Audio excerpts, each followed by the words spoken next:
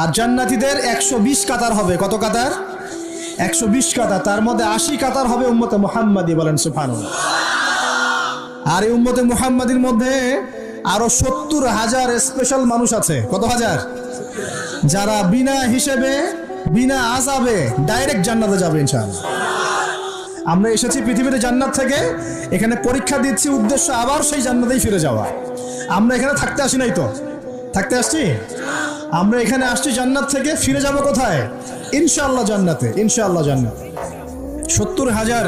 তবে অন্য একটা হাদিসে আসছে যে প্রত্যেক হাজারের সাথে আরো 70,000।